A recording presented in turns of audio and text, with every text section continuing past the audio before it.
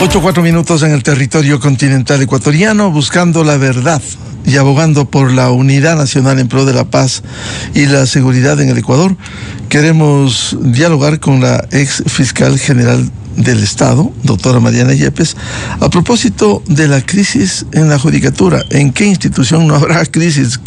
En el Consejo de Participación Ciudadana, en la Fiscalía falta un titular, es decir, aquí hay procesos represados, y en el caso de la judicatura es quizás el órgano administrativo y disciplinario es quizás importante, porque este momento funciona con 3 de 5 vocales y está en proceso un juicio político a la vocal doctora Solanda Goyes.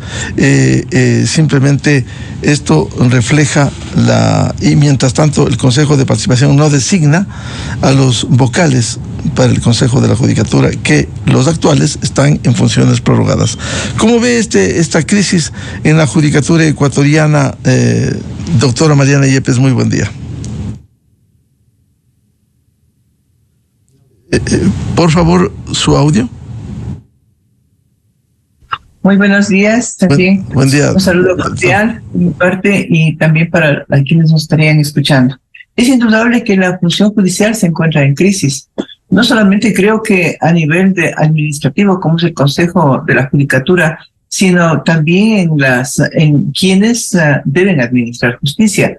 Se ha publicitado, es conocido y quizás se han tomado dimensiones inusitadas que nunca han existido en la historia de la función judicial, de jueces con compromisos con el narcotráfico e indudablemente con la política, y incursos en delitos que son gravísimos, ¿no? Que constituyen alarma social, como es el cohecho, recibiendo coimas, y sobre todo me parece lo más grave, que no tengan el control debido para que puedan ejercer sus funciones. ¿Y a qué se debe esto? Yo creo que una de las fallas grandes que ha tenido el órgano administrativo de la función judicial, el órgano de control administrativo y disciplinario como es el Consejo de la Judicatura, es no haber realizado las evaluaciones desde hace más de 7 años, evaluaciones de los jueces y de los fiscales, porque lamentablemente la Fiscalía forma parte de la función judicial desde la Constitución del 2008, y eso ha determinado que el Consejo de la Judicatura sea un órgano inmenso, con muchísimo personal, con muchas obligaciones que atender, que están afuera de la administración de justicia, porque la Fiscalía no debe ser parte de esta función del Estado, debe ser un órgano independiente porque representa a la sociedad en la persecución del delito. Quienes están dentro de la función judicial son aquellos que administran justicia, y entonces deben recibir, deben apreciar en el área penal, por ejemplo, las funciones, las investigaciones que hacen los fiscales, y ellos deben tener total independencia para su quehacer. Para eso existe un órgano dentro de la Fiscalía General, para que haga hay un órgano casi en un modelo de espejo con el Consejo de la Judicatura, para que haga las investigaciones a los fiscales, para que emita las sanciones correspondientes. Eso sería lo correcto, pero para que haya esa modificación, esa atención, digamos, de lo que hacen realmente los jueces y lo que hacen realmente los fiscales, debe haber conocimiento de las leyes. El día de ayer escuchaba yo a un asambleísta que tenía una confusión muy grande y decía: los fiscales son totalmente independientes para imponer sanciones. No son independientes, no existe independencia. En la Fiscalía General no es independiente, es un órgano del Consejo de la Judicatura, un órgano de la función judicial, y quienes emiten las sanciones y quienes hacen el control es el Consejo de la Judicatura a los fiscales. Tienen de nombre autonomía administrativa y financiera, pero no tienen independencia. Entonces, si va a haber una fiscalización, con lo cual no estoy de acuerdo, porque están presentándose a rendir sus informes los fiscales, también irá el representante de la Corte Nacional, pero ¿con qué objeto? Con objeto de fiscalizar. Eso sería perder la independencia, pero para eso, inclusive para fiscalizar, para oír los informes, y no para fiscalizar, deberían tener conocimiento exacto de lo que es la administración de justicia y de lo que es la función judicial. Sí, efectivamente, usted ha hecho un señalamiento muy importante y de esto se ha venido hablando en los últimos años precisamente para lograr la plena independencia de la Fiscalía General del Estado. Hoy depende del Consejo de la Judicatura, incluso en la parte económica, no hay plena independencia, a diferencia de otros países. Lo que usted decía también, doctora Yepes, ese es el nivel de despiste de los asambleístas que ni siquiera entienden la estructura del Estado ecuatoriano. Ahora, ¿cómo enfrentar en medio de esta debilidad institucional, Consejo de la Judicatura, órgano administrativo y disciplinario, cuando en el país siguen apareciendo estos hechos de jueces que permanentemente benefician a operadores de la delincuencia? Bueno, yo entiendo que es muy difícil hacer un control a una función tan grande que creció notablemente hace en el periodo del doctor Yar, digamos con nombre y apellido, creció muchísimo la institución. El modelo mismo que se estableció en la Constitución dio lugar a ese crecimiento porque se involucró no solamente a la Fiscalía, sino que también se incluyó a la Defensoría. Entonces están todos los defensores, todos los fiscales, todos los funcionarios y personal administrativo que tiene la Fiscalía y también la Defensoría, está dentro de la Administración de Justicia y debe controlar el Consejo de la Judicatura. Pero ya que asumieron esas funciones tan delicadas, tan amplias, yo creo que deben cumplirlas. Y cumplir el control. ¿Y cómo hacerlo? El primer paso serían las evaluaciones que no se han hecho de jueces ni fiscales. Y si bien desde la autoridad central no se podría controlar a todo el país, porque a veces existen ese tipo de disculpas o excusas, pero para eso existen las delegaciones provinciales. ¿Qué hacen las delegaciones provinciales del Consejo de la Judicatura de determinados sectores territoriales, sobre todo, donde existen una participación de jueces y fiscales que está apartada de la ley y que son aquellos que han tenido, yo insisto, contacto con el narcotráfico, beneficios de los narcotraficantes, emitiendo resoluciones no solamente que les benefician, sino totalmente ilegales.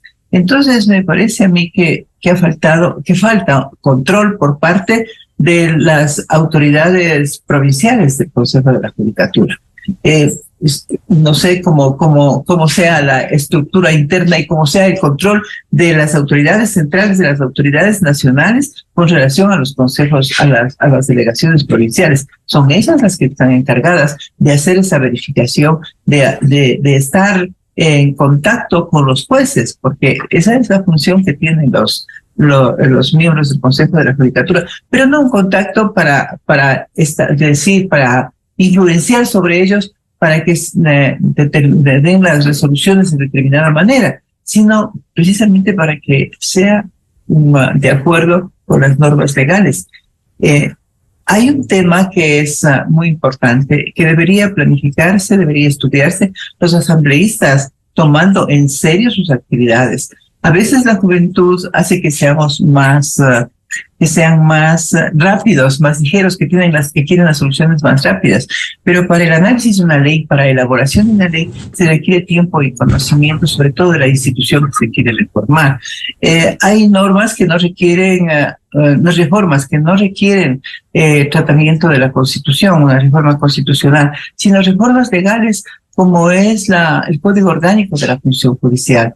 En el Código Orgánico se podría muy bien establecer procedimientos más ágiles para las sanciones de los jueces.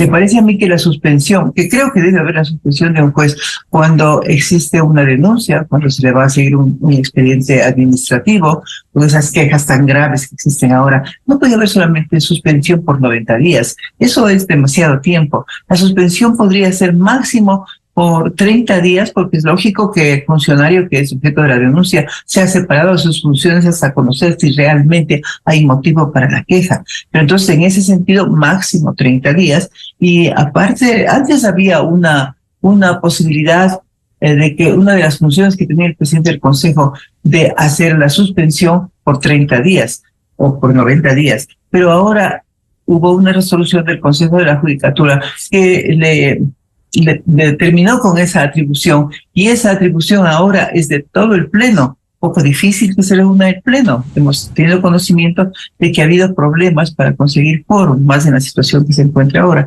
Y aparte de eso, tienen que revisarse las causales que determinan una falta grave para los jueces y los funcionarios y los fiscales también. Yo creo que hay normas que que con eso se podría estar solucionando un control de los jueces, un control más efectivo desde la parte administrativa. Doctora, quisiera un comentario de su experiencia. Hoy, precisamente, la Asamblea Nacional, en segundo y definitivo debate, debe pronunciarse si aprueba o no el proyecto de ley orgánica de integridad pública, en donde, partiendo de los cambios iniciales, que fue el origen en la contratación pública, se ha incluido una reforma al Código Orgánico de la Función Judicial que permite declarar la emergencia de la función judicial previo análisis del presidente del Consejo de la Judicatura, artículo 269 del Código Orgánico de la Función Judicial. ¿Esto no tiene un riesgo por quienes puedan asumir la presidencia de la Judicatura? Aquí no hay un fortalecimiento de la institucionalidad y hay experiencias, la casuística. Hubo un presidente del Consejo de la Judicatura que está preso con 2 sentencias de primera instancia, 9 años, 4 meses, por delincuencia organizada. ¿No es un riesgo, pregunto, el poner eso en manos de un presidente del Consejo de la Judicatura? Pero ¿cuál es el objetivo? Porque declarar en emergencia, ¿cuál es el alcance de esa emergencia, de ese término? Y ponerle en manos de una sola persona, ¿cuál sería el presidente? Sí es un riesgo, podría ser del Pleno, ¿no? Podría ser. Pero ¿cuál es el alcance? El alcance será de carácter económico, faltarán recursos humanos, faltarán jueces, faltarán fiscales. ¿Cuál sería, para qué sería declarar la emergencia? Yo me temo que... Si me permite, para ilustrar de su inquietud, dice la reforma, esta declaratoria permitirá de forma temporal y excepcional realizar las siguientes acciones: establecer un régimen especial y expedito de ingreso a la carrera judicial, donde no se generará estabilidad a los servidores judiciales, no se generará, dice la reforma, estabilidad. B, reasignar y requerir recursos presupuestarios. C, realizar evaluaciones anticipadas a jueces y fiscales. Y D, realizar las contrataciones por emergencia que se requieran. Por favor. Yo lo que me temo que con eso se estaría creando un marco para meter la mano en la justicia nuevamente. Porque si es una emergencia económica estaría bien, como le decía, tal vez para nombrar más fiscales y mayor número de jueces. Pero ¿para qué? Para hacer evaluaciones anticipadas. Está bien que se haga. Ya no es que se trata de hacer evaluaciones anticipadas. Debían haberse hecho las evaluaciones y es el momento de hacer las evaluaciones que han demorado como 10 años o 7 años en no realizarse. Pero para hacer una contratación inmediata, una contratación sin el cumplimiento de los requisitos que menciona la propia ley, estamos en ese caso obviando el Consejo de Participación Ciudadana, tal vez para el propio Consejo de la Judicatura, pero para el resto deben haber requisitos que son fundamentales para el cumplimiento de las funciones. No nos olvidemos que la Corte Nacional no está completa. Le faltan una cantidad de jueces, que ahora se denomina, ya no se denomina ni Corte Suprema ni Magistrado. 11 jueces nacionales y sus 11 jueces titulares. Aparte de eso, existen conjueces que también no están en el número suficiente. ¿Cómo se ha llenado ese vacío? Se ha llenado con jueces temporales que suben de las cortes provinciales del país. Y eso significa que también las cortes provinciales no están completas. Entonces, eso sí es estar en crisis, esa sí es una emergencia, un procedimiento que debió haberse cumplido hace algún tiempo. La emergencia estaría en nombrar los jueces que faltan, pensemos. Pero si va a contratar una cantidad, ¿y qué es lo que podríamos suponer con esta emergencia? Que se va a contratar a jueces de la Corte Nacional, lo cual sería gravísimo, ¿no? A jueces de la Corte Provincial también sería gravísimo. Aunque las cortes provinciales deben ser evaluadas. Y no pensemos solamente en las cortes, en los tribunales de la costa, donde han tenido los problemas evidentes, deben ser evaluadas todas, comenzando por Quito, evaluarse a todas las cortes provinciales, porque ahí también hay quejas, ahí también hay problemas, pero dar esta emergencia, esta posibilidad que únicamente el presidente del Consejo de la Judicatura pueda declararla y dar la puerta abierta para que se hagan estos nombramientos, es meter la mano en la justicia. Ahora el Consejo de la Judicatura, ¿cuál es el futuro de esto? El actual presidente del Consejo de la Judicatura va a declarar la emergencia. Yo me temo que no sea así. Me temo que, como está incompleto el Consejo de la Judicatura, una vez que salga esta norma legal, es la ley que están ahora debatiéndose en conocimiento, yo creo que ya se conformarán las ternas para que se designen a los titulares del Consejo de la Judicatura. Entonces ahí tal vez vaya a darse esas atribuciones al nuevo presidente del Consejo y repito, ese es un paso firme hacia la metida de la mano en la justicia. Claro, con una circunstancia, doctora Mariana Yepes, hay que recordar que la Corte Constitucional dispuso que la suspensión de jueces sea atribución del Pleno de la Judicatura. Y también es un hecho que hay jueces que incluso están presos con sentencias, que han dado colaboración eficaz, que han sido destituidos en otros casos, no pueden ser solo suspendidos 30 días y luego sigan en la nómina cobrando su sueldo y en esas condiciones, ¿no? ¿Qué piensa usted? Bueno, en todo eso, yo creo, soy partidaria de que no se suspendan 90 días, sino solamente 30 mientras se hacen las investigaciones a los jueces que son objeto de denuncias, de acusaciones. Pero a mí me parece que me llama la atención, no quiero dar un calificativo, pero llama la atención que solamente cuando la Fiscalía hace las investigaciones, emite dictamen acusatorio, va a juicio, emite acusación y obtiene una sentencia condenatoria, los jueces son destituidos. Entonces, ¿eso qué significa? Que no hubo el debido control con anticipación. Entonces ha sido una sorpresa, que por esa razón, cuando ya concluye el proceso penal, ese instante hay una sanción de destitución, cuando ya definitivamente no puede ser juez. Claro, incluso hubo un juez que hoy está preso y sentenciado, que tuvo más de 30 procesos administrativos y disciplinarios en Santo Domingo Los Áchidas. O sea, uno no puede entender esta falta de funcionamiento pleno del órgano administrativo y disciplinario. Así es.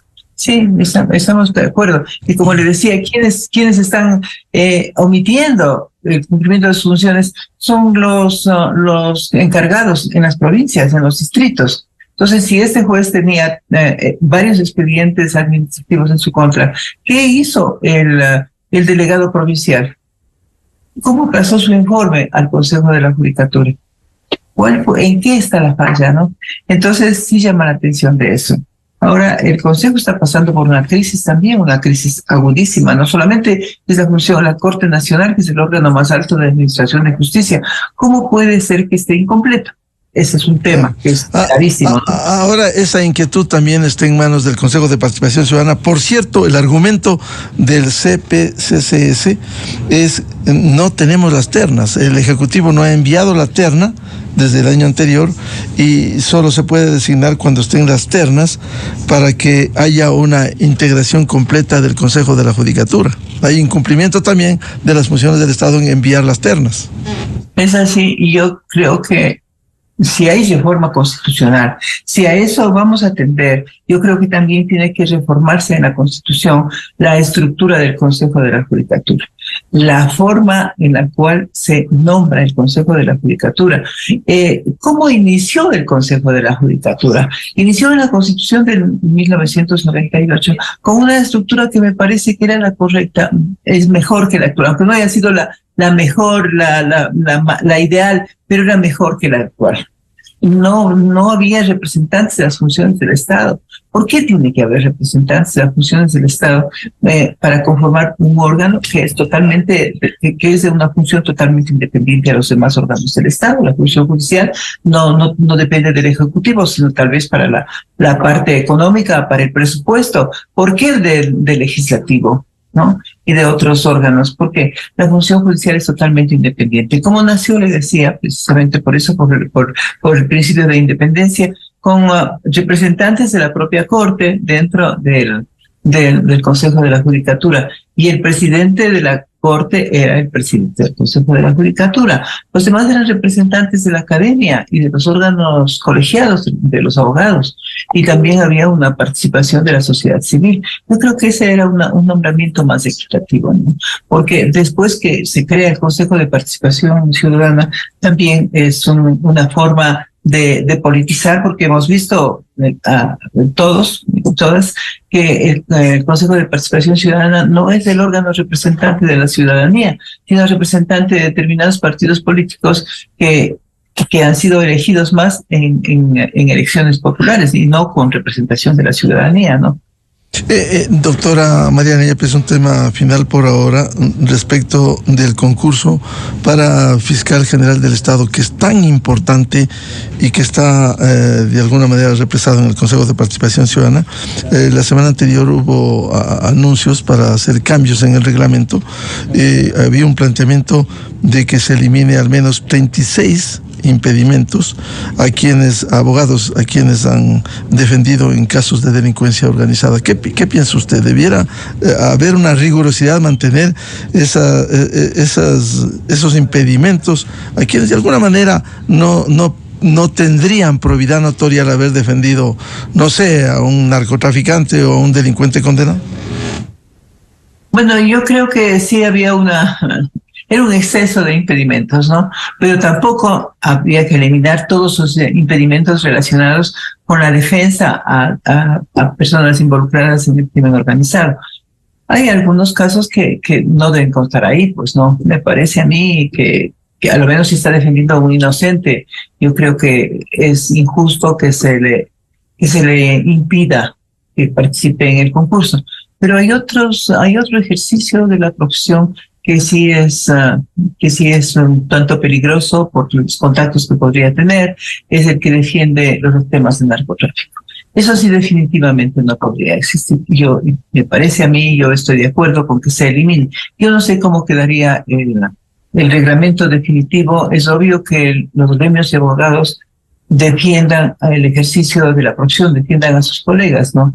Pero hay ejercicio de la profesión que no puede estar ligado al nombramiento de un fiscal general. Que la probidad no se demuestra con el ejercicio de la profesión en otras áreas, pero sí se mostraría la falta de probidad en este tema, que sí es un tema complicado y es quizás uno de los temas que más ha corrompido a los jueces, ¿no?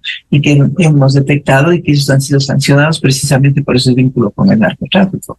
Entonces pensemos, un abogado que está defendiendo y cohimó a los jueces, ¿cómo puede participar en el concurso de fiscal? Me parece que el reglamento sí debería tomar en cuenta ese ejercicio de la profesión, no los demás, ¿no? Me parece que no. La probidad se mide de otras maneras. Bien, muchas gracias a la doctora Mariana Yepes, ex fiscal general de la Nación, para hablar sobre la crisis, especialmente de la Administración de Justicia en el Ecuador. Doctora Yepes, muy amable. Muchas gracias. 8:28 minutos en el territorio continental ecuatoriano. Vamos a una pausa y volvemos buscando la verdad. Diálogo previsto con el director de análisis semanal, Walter Spurrier Vaquerizo, sobre la situación económica del Ecuador y las perspectivas de inversiones de China con ocasión de la visita que realiza a la República Popular de China el presidente Daniel Noboa. Desde 1984 con Gonzalo Rosero. La revista de opinión Democracia. Siempre líderes.